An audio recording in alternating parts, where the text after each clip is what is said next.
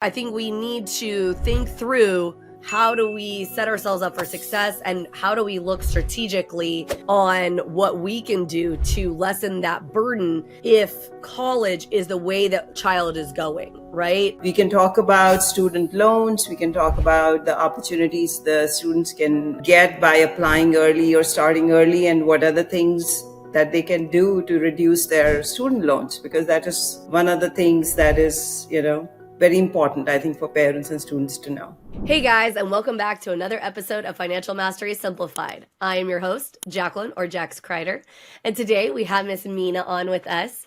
And Miss Meena is a doctor of all the things, but really what she specializes in is going to be helping students particularly and helping them understand college, preparing for college, and all of those things. So we are super excited to have her on the show today. So welcome, Meena. Tell the guests a little bit about yourself, the listeners a little bit about yourself, and what you're excited about talking about today on the show. Hey, Jax, I'm so glad to be here. Thank you for having me. And I'm a college prep coach. My website is collegeprepcoach.net. And I help students strategize to get the maximum for their potential into a good college, help them get good scholarships, help them prepare for college prep tests, anything to do with college. And their journey, most of them start in middle school, and then they, when they are in college, they do consult me for college counseling as well, for course selection or even scholarships and things like that. So that's what I do for my living. Then today, I think we can, because it's graduation season, and I know you just came from one and I just went to one, we can talk about student loans. We can talk about the opportunities the students can get by applying early or starting early, and what are the things that they can do to reduce their student loans, because that is one of the things that is, very important, I think, for parents and students to know. Oh, yeah, for sure. So first of all, I don't disagree with you. So this is something that I'm super passionate about, is both education, because a lot of people will say, well, you say that, don't drown yourself in student loan debt or don't go to college. No. That's not usually what I'm saying, because I have a law degree. So obviously I, like you, believe heavily in education, but I also don't believe it becoming a financial albatross, right? Because no matter how well-intentioned it is, if it basically is going to put you so far behind in life that it's going to be so hard to come back from, I don't think that that's a good plan, right? That's not what we're looking to do for ourselves or for our kids, right? We don't want that for anybody. Yeah. I think we need to think through how do we set ourselves up for success and how do we look strategically on what we can do to lessen that burden if college is the way that our child is going, right? Because I don't know if you agree with me, but I think that there are sometimes some really good alternatives for certain kids, and you got to kind of know your kiddo and kind of help direct them as that parent. But regardless, right, like, it's so important to think through how the money piece works. So it's very to the point that you made, that you need to know your kid, right? So we have so many times the students are not sure which major they want to do. So what I suggest to such kids, a strategy is that why don't you start at your local community college? So this way you get done your first year, you wet your feet and you see what you really want to do, rather than going to a big university, spending all the money and then realizing, okay, I don't want to do this, maybe I'll shift to another one. So I have some students who have been going from one school to another within the same college, but in the end, they are just wasting time and then money. And then you would not believe, in college, say we are in Texas, right? So in, say, a student spending 500 or 600 on one credit in college would be paying around 5,000 for the same coursework in, say, UT. So things, the coursework and the credits have become so expensive. If you can do something outside, even you can start up as early as in high school. So say you do your dual credit course, or even you do some AP courses and see that they really align with the coursework of your major, then you can cut the cost to so many, I would say, few thousands. And then the other strategy is that you should look into which college you're going. So is it merit-based or is it financial need-based? Right. So all the IVs are need-based. Yeah. So they do not offer any merit. You might be the brilliant person because they are already taking cream of the cream. They cannot, because these Yes. educational institutions are basically businesses. That's what I tell my parents. That's what you need to look at, that they are just like businesses. Why would they let go of even 1 grand if they can get it from you? Yeah. Right? No, So you have exactly. to look out for yourself. So yeah, that's a great point. You need to know your kid. You need to know the strategies. You can start as early as, high school, I would say. Yeah, well, and I love that. So let me talk just for a second about why particularly I am more passionate than most about this topic. And for me, it's that on the mortgage side, we literally see where either parents or young adults who, have now established themselves in the world with a career or whatever, and the debt that they have taken on, either the debt that they've taken on and or then the debt that their parents, it is really causing a lot of challenges and issues with qualifications. So they're struggling to be able to get the houses that they want, or I just see that, maybe the parent is having to refinance and pull out a bunch of money because they feel desperate to be able to help that child and this and that and whatever. And it frustrates me that we as a society have convinced everybody that, hey, everybody has to go down the path of these 4-year crazy expensive institutions. And to your point, I mean, even myself, and I'm a very well intentioned person, I changed majors 3 times. I wasn't exactly sure. I was mechanical engineering, and then I was business, accounting, financial accounting, and then I was English creative writing. Like, wait, what? I mean, wildly different spectrums, right? And that was even with me having some understanding. And we preached very strongly to all 3 of my oldest that, hey, I need you to do whatever you want to do intentionally. And I talked to them and we talked through, like, doesn't make any sense for you to look at doing some kind of a trade school, right? Like, we still need, plumbers, electricians, welders, like some of these jobs that I see, they make a very good amount of money. Yes. If that is the bent that your kid is pushing towards, right? Or even you, like if you're listening to this podcast and you think, I actually really like that kind of stuff. I like doing those things with my hands. Like, those are really amazing, great jobs, and they make a very fair bit of money, right? And we empowered all of our girls to make the decision themselves because we were not in a financial place to be able to help them in the way that we would like. And the funny part is they all took wildly different paths, right? On like the way that they chose to go about it. And there's nothing wrong with that either.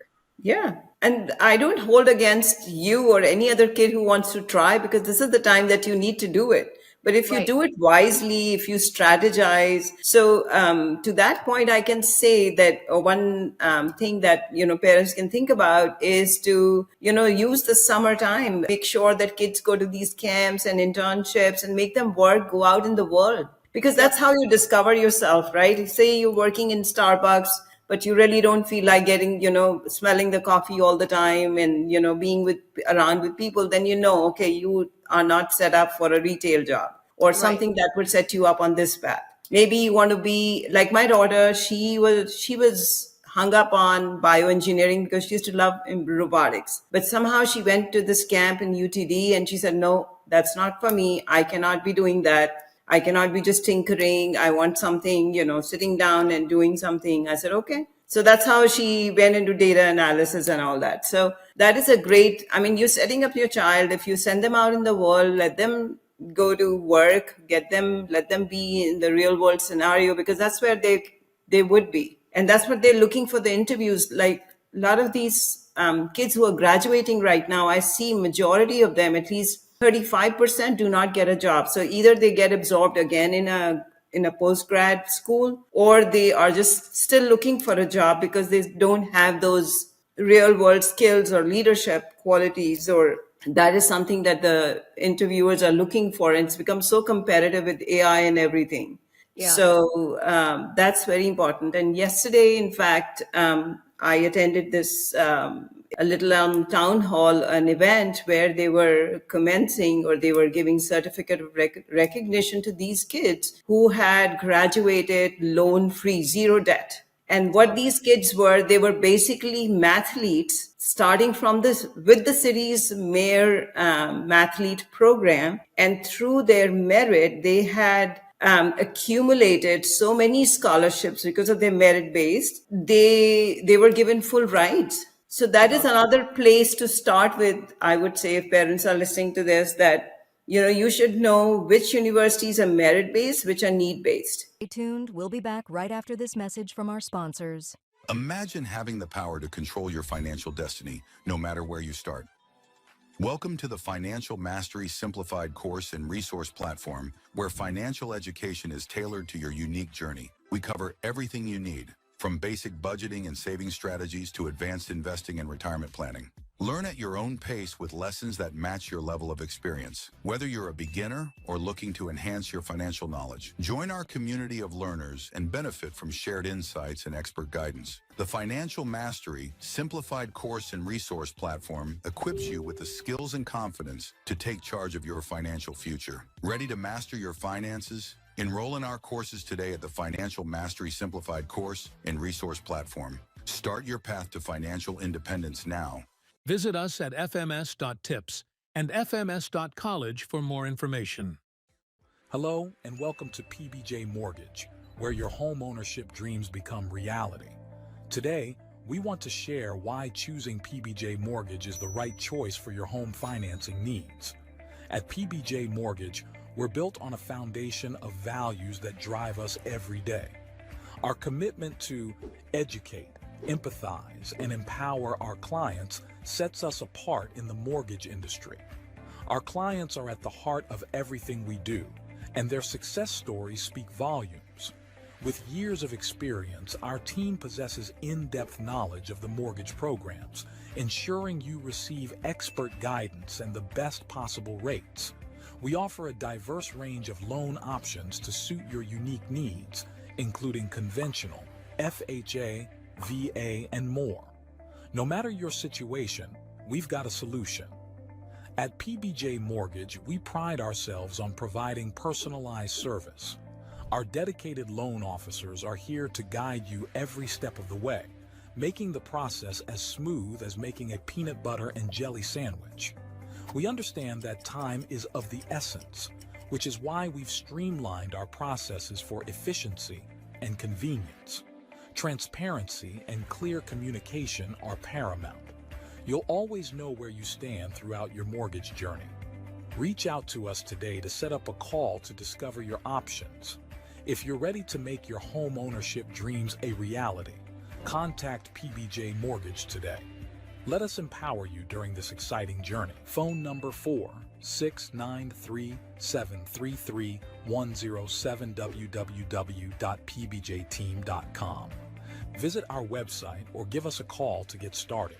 We look forward to helping you secure your future home. PBJ Mortgage, where home begins.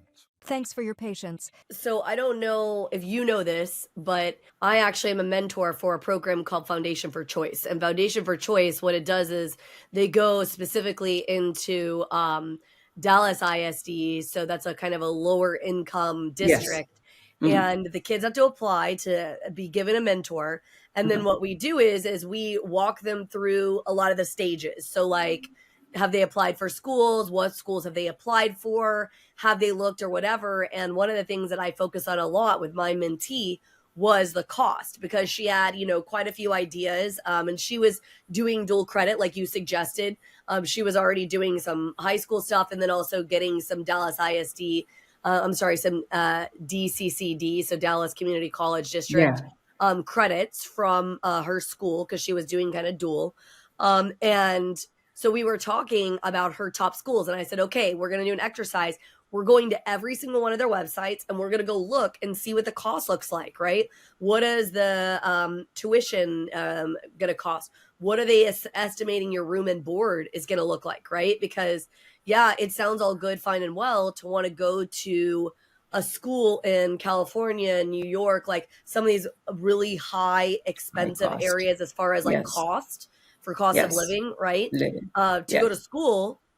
But then you have to remind yourself that if you're not having a job or something to offset this, I mean, then that's an additional cost that you're coming up with. And I sort of laid it all out for her to show her, like, whatever decision you make, I don't really care, truthfully, because at the end of the day, I'm not paying that bill. You are. And it's the same thing that we tell our clients on the mortgage side when we advise them on mortgage. Ultimately, what the mortgage they pick doesn't necessarily directly affect my life, but it is my job. It's my fiduciary responsibility to lay out what everything looks like so that you can make well-informed decisions. And if we're not having conversations with our children, even if we're the ones footing the bill, right? So for some parents listening, they're like, well, I don't need to have these conversations with my children because I'm paying for it. But even if you're paying for it, you still have to have the chats with your kids about the stuff, because you have to teach them how to be responsible adults, and teaching them to be responsible adults includes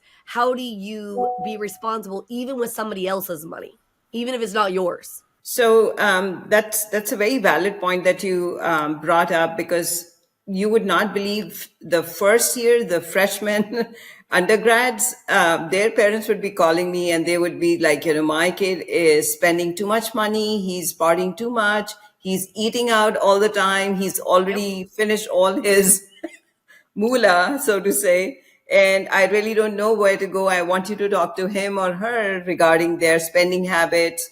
And these kids, they say, the parents haven't taught us how to cook, or we don't know how to cook. So we have to eat out because we're missing the meals, because we have classes, we have this. Then from laundry to everything, right? It adds up. And eating out is not, it's not inexpensive right now. And everything, and then they are not able to find. So a lot of kids, especially in Texas A&M or all these competitive spaces, say even Indiana or New York or Michigan. So not all the kids get accommodated into dorms. So then parents are also looking for boarding outside of the campus. Then they also have to think about how would the transport to the university. And then if your kid is outside in an apartment, it's like setting them up their household. They need from, one pan to a cup to everything that you need, right? Even if you're using disposables, you still have to come up with things. So it's a good strategy to talk to your child about everything, and it's very important that they know because everything adds up. So I have a past student who was seeing a girl, but now he really liked her, but because she had so much of student loan that she's still paying, so she's a nurse, that he left her. Kids, nowadays, all these Gen Zs, they are making decisions based on that also. So, that's affecting their life and future, right? Not right now, but that's what I'm saying, that it's really affecting their lives. So it's important that we look back. We start at the right point. So each college, I'm sure if parents are listening to this, each college has net price calculator on their website. And you can put in your, it exactly gives you how much will it cost to live in that city, how would you go around, do they have public transport, and from everything, because kids would go out, they are just not going to stay on the campus. No. So no offense, but you wouldn't want your kid to do that anyway. You want them to have a great life, at the same time be responsible with money. That's all we're asking, right, as parents.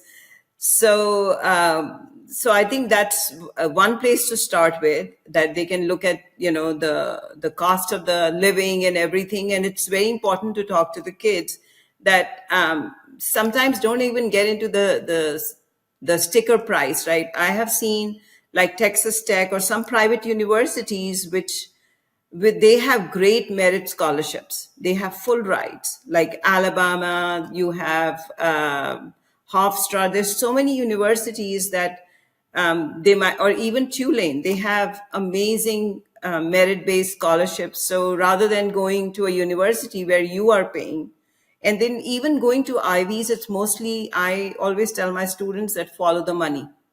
That's the best way to go. If you're getting aid somewhere, you're getting full ride, say at UTD, I would rather go there, because it's what you do there matters, not where you go, right? I was going to say, and I agree with you. I was going to tell a story. So we have a very good friend who has very smart daughters. And the oldest, she actually graduated. She was a national Hispanic merit scholar, right? And she really, really, really, really, really badly wanted to go into A&M. And of course, that's actually my alma mater. And so I could definitely appreciate, because it's a really good school.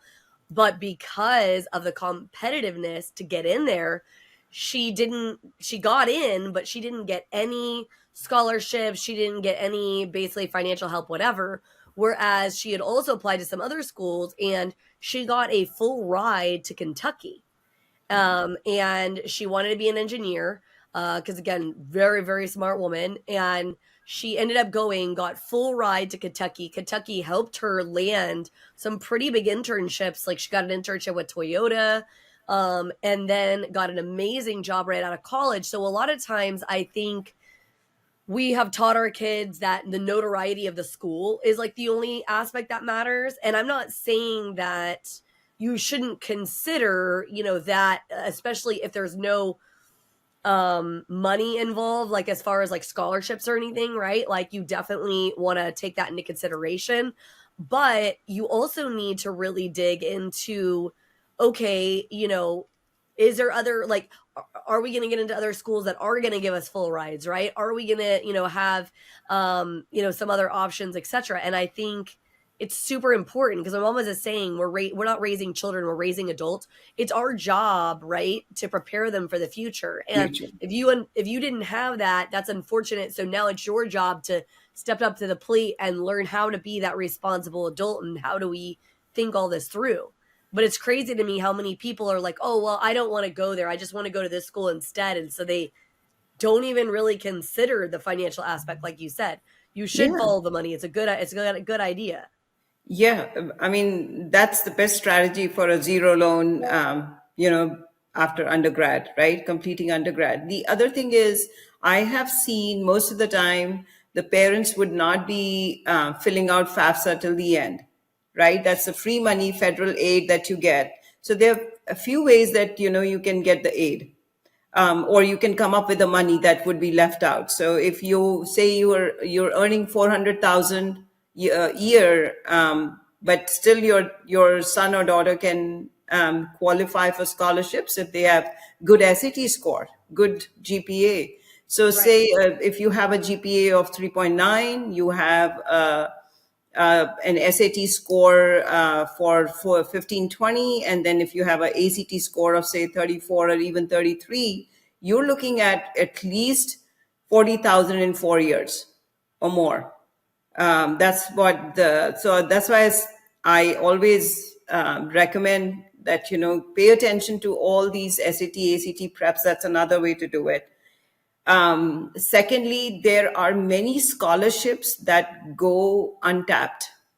There are a few websites that I always recommend to my clients to go up and look up. And even if you can simply use Google, search, say scholarships, extended web. So if you do a Google search, like right now, if you do it, extended deadline for scholarships for undergrad, and you can type in the stream that say finance or engineering or STEM, you would see your page would be full of those, and those are the ones that are untapped. Apply to those. So I have this student, her mom is a single mother, bringing up 2 kids, and though the mom is a principal and she works with TEA and all that, but they were still short of some money after the need-based, right? So what we did, we applied for 20 scholarships where she just had to write essays. Right. And you would not believe we got that gap of 20,000 filled up. And she got 50,000 out of it. So 30,000, she managed to save. And when she graduated, zero loan, she still had money in her bank. Her mom was, debt free. She was debt free. So those are the ways to, to look at things, think out of the box, I would say. There's so many ways to do it. Then on your Common App, they have a program called Work Study Program. You can even qualify for that. Yep. You have a choice of, doing that. So you work, you get your real life skills, you get money, you get paid. There's so many jobs. And I would say if you're working, if you're in undergrad, you're looking for money, some extra money, even if you are all covered, I would say still go and work on the student office or apply there. Yeah. There's no harm. I mean, there's so many Starbucks and the cafeterias are full of, they're always looking for kids. Yeah, So for that's a sure. great way to, earn money, get the skills, and, get popular also. You get to meet so many friends, right? That's what my Yeah. daughter did. No, She for was sure. always out Well, there doing something. Stay tuned. We'll be back right after this message from our sponsors. Welcome to Financial Mastery Simplified, your go-to podcast for making smart money decisions. We break down complex financial topics into easy-to-understand advice you can use every day. Our experts cover everything from budgeting and saving to investing and retirement planning. We give you the tools to take control of your money and build the future you want. With Financial Mastery Simplified, you'll feel informed and empowered to make the best choices for your financial health. Tune in to Financial Mastery Simplified on your favorite podcast platform. Start your journey to financial confidence today. Visit us at fms.tips and fms.college for more information. Welcome to House U, where we believe in the power of education. At House U, we're more than just a brand. We're your partner in home ownership, dedicated to educating, equipping, and empowering you every step of the way. Education is at the heart of everything we do. We offer comprehensive resources designed to make home ownership simple and accessible for all. From understanding mortgage options to mastering home maintenance, House U provides the knowledge you need to make informed decisions with confidence. We host workshops and seminars, bringing together experts and community members to share insights and build a stronger, more informed community. Because when you're educated, you're empowered. House U, home ownership made simple for all.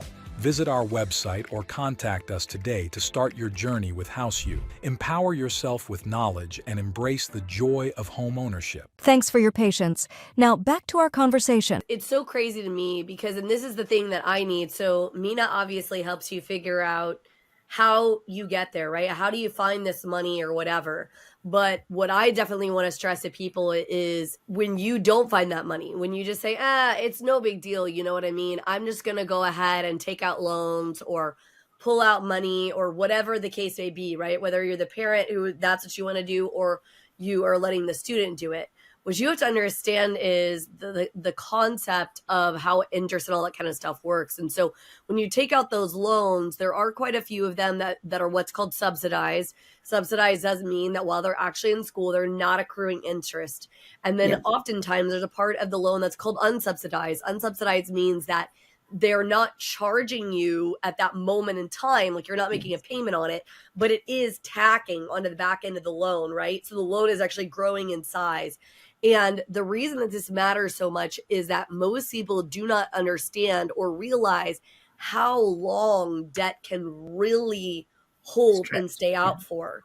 And for those of you like me and I were talking ahead of time, I have a law degree. So I actually took bankruptcy law in law school. And so a lot of people believe like, oh, well, if, worse comes to worse and I really, life really gets rough and tough, then I can just file bankruptcy and wipe it out. But that is not the case. So when it comes to student loan debt, it's not that you can't wipe it out with bankruptcy, but the stipulations are so particular. Like I talked to a bankruptcy attorney, and this is literally what he told me. He said there was a couple where they had been paying their student loan, everything like that. Husband was a helicopter pilot. He actually got like his arm or his leg or something damaged or chopped off. Like it was like a really extremely horrible situation for them. And so obviously now he can't be a helicopter pilot because he needs his limbs to be able to do the safety things and whatever the heck else. And so they end up having to file bankruptcy, and they went, and one of their larger debts was student loans.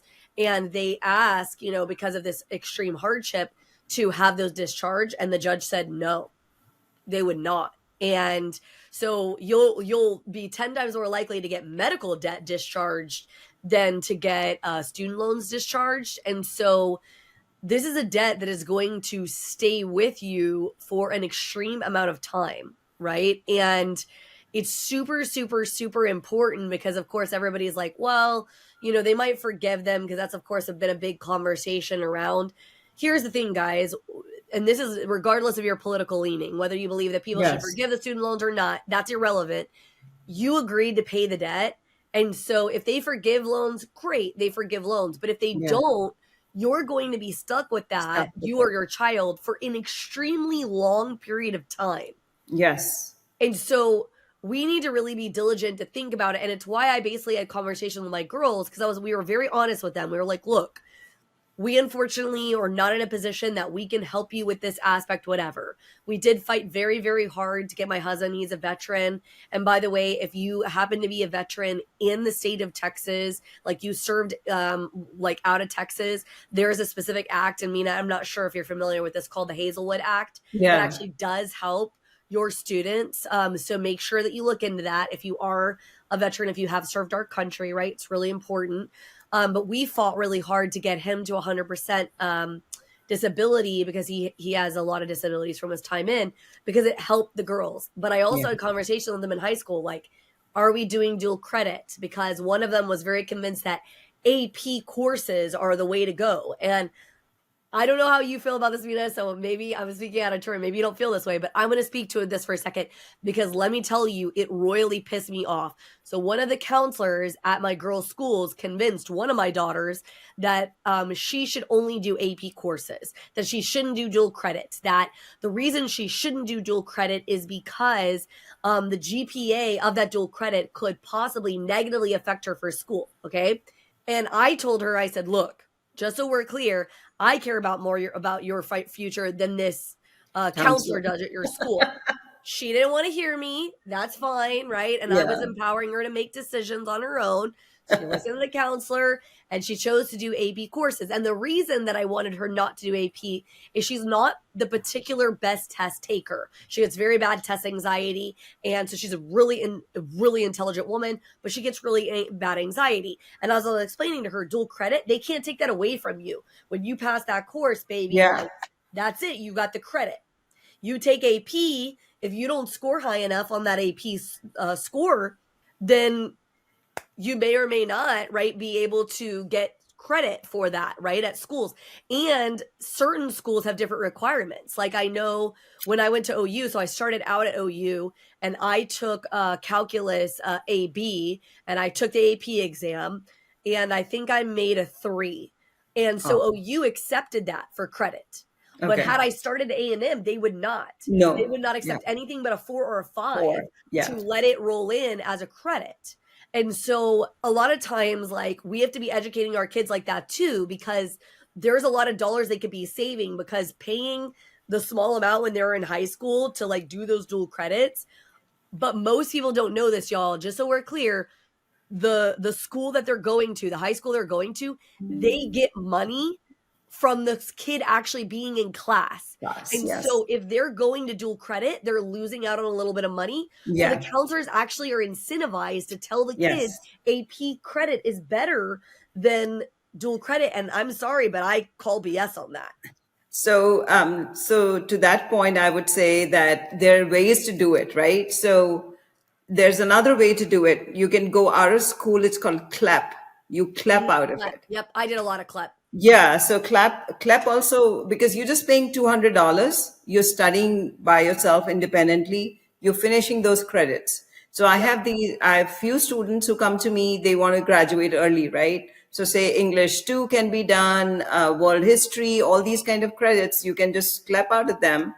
And then, you reduce your credit, you reduce your time, you reduce your, any kind of, the other thing is for the APs, so not necessarily all APs would be considered or would be included in your course plan for your college, right? In your freshman year. Because sometimes the college counselors, because they also want the money, they're business houses, they would say, oh, this doesn't align with our coursework. This is not what we need. You would have to do it again. And you're paying $5,000 for it rather than just $75 or $150 that you enroll your kid in. So the smart way that I always ask my students to do the due diligence, look at the coursework, because all these colleges have their coursework out. They have numbers to it, assigned to it. look against that, the AP that you are taking, would it really help you in the major that you're looking at? So again, coming back to, if you know what you're doing. Sure. So if you really don't know, then I would say start a year in college or somewhere that you're getting money, and then maybe you can transfer. And transferring is not that difficult. Right. The other thing is, if say you get into you, so is it your alarm or mine? Yeah, it's fine. So that is something that we can, they can clap out of it. They can look at the APs, and not all APs are equal. That No. is, yeah. So dual credit, because that they cannot take that associate degree from you, right? You will Correct. be given credit for that, and universities don't like it, and schools don't like it, because they do not get paid because the kid was not in the class. So they For always sure. scare you out, but it's nothing to be scared of. It's just an adult world. You have to just start adulting before. So I was gonna say it just cracks me up, like, and this is something. So again, I told my girls, because here's the deal: even when I was going to school, and that was a long while ago, I didn't really feel like the advisors were advising well. yeah, And so I sort of learned to figure out, like, for instance, when I did go to school and I went to college, I made sure that I took the hardest credit that would transfer across multiple places. And what I mean by that is a lot of times when you go into school, you don't know exactly what you want to do. Or maybe yeah, you think you do, and then you start going down a path and you're like, never mind, what was I thinking? This is a horrible decision. I hate this major. I don't want to do it anymore. Right? That was kind of what happened with me with mechanical engineering. Like, I actually do like some of those aspects, but I hated the coursework. I hated that it didn't intersect with people. Like, that just wasn't my bent. And so what I learned is that every time I took a course, I took the higher level. So like I took calculus for engineers, even though technically when I became a business student, I could have taken it a for lower business, one. right? I Yeah. could have taken calculus for business because Yes. I knew that the higher course would transfer no matter what degree I got, Yeah. right? And so Yeah. a lot of times, like I said, people have just really you have to think it through, and there's a lot of ways you can kind of work the system and do things. And I will tell you that now they want you to be in school for 4 to 5 years. I changed majors 3 times and I graduated in 3.5 years. So it Yeah. is possible for you to Yeah. do that, even when they're going to tell you no. One of my other daughters, she had basically almost a full year of courses under her belt before she started going to college. And they tried to tell her she was going to need a whole nother year of coursework. And she went and fought them and was like, no, this is ridiculous. And magically, the university figured out how to get her graduated in time. It's a miracle, right?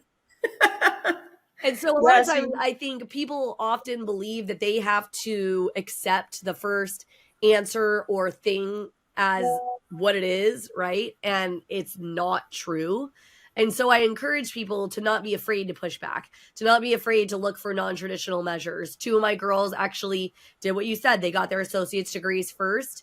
And then one of them recently went back to school, and the other one is the one who just graduated this last weekend. And she actually took some time in between. She worked and whatever, right? She needed to kind of figure out like what that needed to look like. The other thing that I will tell you as parents who are listening to this, right? You guys need to think through pushing your kid to do what you want versus what they're best suited for.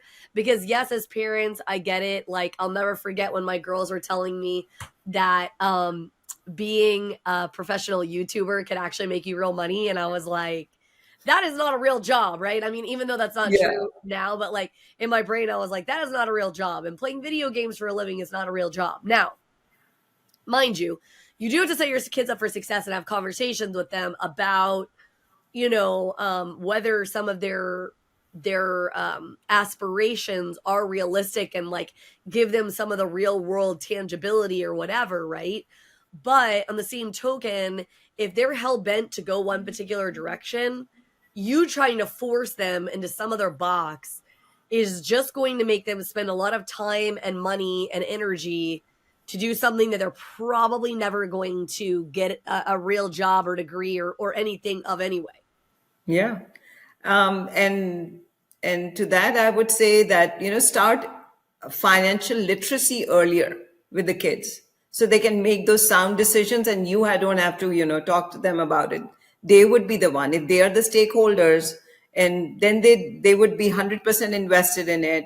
So even credit score, right? So a student of mine, again, a parent reached out because he was in TAMS. So TAMS is almost like going to a college. It's a Texas Academy for Math and Sciences, UNT. So all these 11th and 12th graders are put in a real, like, as if they're going to college. And these are all like 15 or 16. So Right. this student, the parent reached out that he is just eating outside, hanging out, going to movies, and just having good time, of course. And then they had given him a credit card, and he had not paid. I mean, all the money was out, and of course, parents were taking care. But the parents wanted me to talk to the kid about the credit score and how does a credit card work, and that was the reason that they had given this kid the credit card. Right. It was theirs, but you know, Yeah, they're trying to teach him about yeah. money and credit and all the things. Yeah, of Yes. course. So he was not even aware. He said, "Why do we need to pay it? It's my parents, and I don't think they need to pay it." I said, "No, somebody has to pay it. If you're not paying it, your parents would." And then we really had to talk about, the credit score. How does it affect? I mean, you're borrowing your future, everything. I mean, you're in mortgage space. You know how credit score is important, right? Yeah, absolutely. So all those things need to be taught, and even things like budgeting. How do you spending habits? How can you tweak little things and save? Like Yeah. even making a meal at home rather than just eating out all the time, because you're spending most of the time outside. Like my daughter started cooking in her undergrad. She said otherwise we are just spending time outside. It's just a waste of time Oh yeah, for and sure. money. Yeah. Well, when my So girls were in high school, they had 3 rotating weekly chores. And so each week they would have one of these 3 tasks, and one of them was feeding the dogs. So if that was your task for the week, you had to feed the dogs all week. One of them was taking out the trash, and so you would have to take out the trash for that particular week, get everything sent out. And then the last one was preparing a meal. Now, they didn't have to cook every meal all week. That wasn't the yeah, deal, but one meal out of that week, they were required to figure out what they wanted to cook, make a list of what needed to be purchased at the grocery store, and then to cook it. Now, I helped with all of it, but yes, the deal is that we were teaching how to do life skills. Now, yes, out of the 3, only one of the 3 really enjoy cooking. Like, that's something that she really enjoys. But I know, push comes to shove, if they're in a situation where maybe money is a little tighter, they know that they don't have to eat out. They actually yeah, do know how to cook, how to cook, survive, how to handle that. And yeah, that for me was a big aspect because I needed them to be able to be fully functioning adults. And I think as parents, a lot of times we want so much for our kids and we want them to succeed and all the things, and we want them to have a great life, but we don't realize that even though some of these things like cooking or budgeting or thinking about money or how to plan for the future, we don't think of them as like fun, but they are super necessary, super important. And not only that, but they tie heavily to our self-esteem. yeah, And we need these things to be able to be successful members of society and feel really good about the decisions that we're making. And so yeah, if we're not really doing that piece as parents, like in my opinion, we're setting up our children for failure, and we're not doing our part. We're not doing our due diligence. So I can't stress enough that in this whole conversation around, student loans and around money and setting your children up for success and for college and all the things, like, don't feel like a bad guy because you're making them do something that isn't necessarily super fun, yeah, right?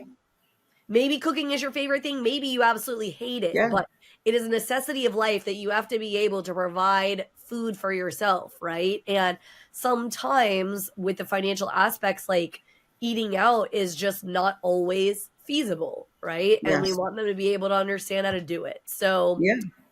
there's so many different aspects of this. And Meena, you and I could probably talk about this for about the next 20 years over here. And I'm sure we'll have to do another episode because, like, Yes. again, such helpful tools. I mean, for those people who are in that season, they're going through it, right? They're trying to help prepare their kids for college or high school or all the things. They're trying to get them right there. I mean, a lot of these suggestions from you have been gold, right? They're so amazing to really help start framing your mind and framing up those conversations. And we can't be afraid to have these conversations with our kiddos, right? Yes. Like No, they're very it's so necessary. important. Yeah, it's Yes. so important. I mean, we're not doing them Yeah. a service without it. And I think the counselors and advisors, I would say, just have to be candid with parents, right? And even with students, just to, without any hidden agenda, just give them the tools because information is very important. And Yep. that's what I do with my clients. I always give the right information, the proper, everything that they need to know. And then I would say 95% of them, they come back to me because they said, you were the only one who told us this. Right. Nobody else is We're telling honest. all these things that you were telling us. Yeah. So that's very important. And if you save money for a family, I'm looking at a life that's going to thrive. That's how I live. I mean, that's what I believe in. That all Yeah. these kids that they come to us, you have to do good by them because it's one person. If they live happily, I mean, imagine the blessing that you're giving them. To Yeah. be debt free and to advise I think that's a fiduciary duty that all the counselors, advisors should do, right? Right. Yeah, Yeah. and the unfortunate part is that isn't that way for everybody. And so make sure that you are informing yourself and not Yes. just, I mean, if your red flags, bells, and whistles are going off inside you, right? Like do a little bit of more digging. I mean, we Yes. live in an information world where it's all right there at your fingertips, right? I mean, that's part of the reason I started doing the podcast in the first place is I got really annoyed and pissed off that I didn't feel like people were really helping or giving great advice to Yes. people or explaining things. And I'm Yeah. like, look, ultimately it's your call, right? If you want to take on all the debt for your kid, if you want to put all the debt on them, if you don't want to have to apply for scholarships or whatever, because that's just not what you want to do, that's absolutely your decision, right? Like you Yeah. can make that call. Just do it Yeah. from a place of knowing like how it's Yes. potentially going to affect you, like right from the mortgage side, from how it will affect Yeah. you on all the life decisions you're able to make after that point. If you're good with that, it's your life and you need to live it on your terms and how you want that to look. So I know, Meena, that you have an offer, I think, for our listeners. So I'll let you Yes. share that and we'll wrap this up. Yeah. So on our website, you can book a time, a consultation with me on prepcoach.net.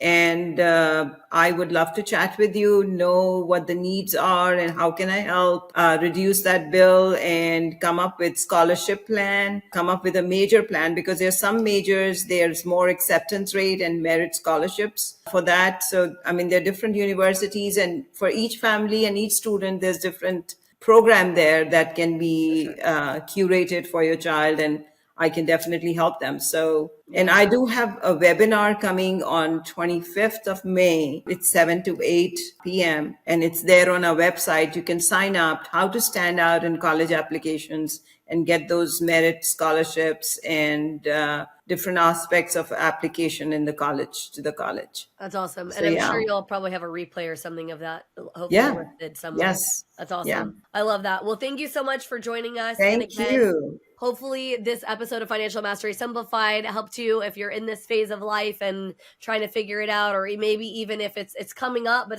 we're not quite all the way there yet. So hopefully this episode was helpful and we'll see you again next week on another episode of Financial Mastery Simplified.